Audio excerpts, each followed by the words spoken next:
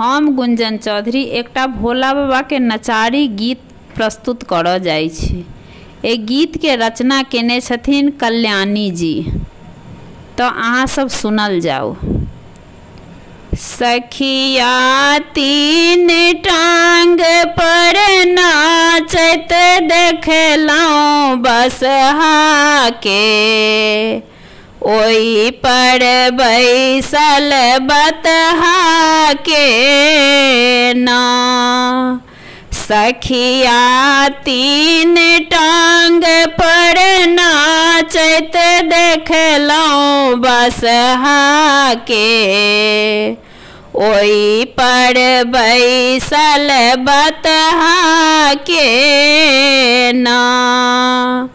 एक ता देखत झुन कुट बोढ़, दोसर भांग नशा में चूर, तेसर भालक ऊपर सटने देखलौं चंद्रमा के, ओई पर बैसल बतहा के ना।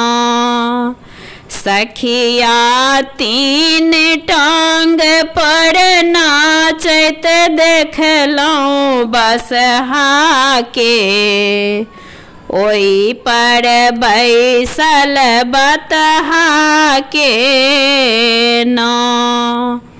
आगू पाछू भूतक टाल, बुढ़वा ओढ़ने बाघक छाल, लटकल झोरी हाथ कमांडल छै भिख मंगा के, ओई पर बैसल बतहा के ना।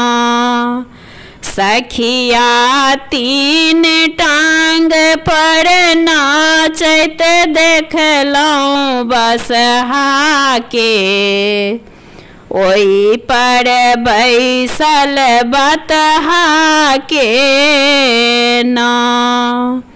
मैना देखी कभेली बताही, अब हम करबै कौन उपाय। होइया पकड़ी का बन्हितौं डोरी, नारद बभना के, ओई पर बैसल बतहा के ना।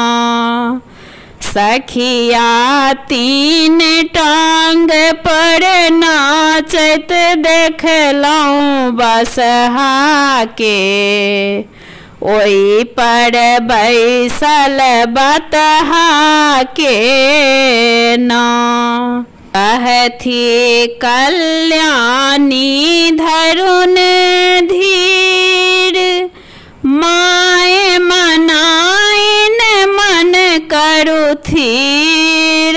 अढरन ढरन महादेव कहबै छथि तीन भुवन माँ के, ओई पर बैसल बतहा के ना।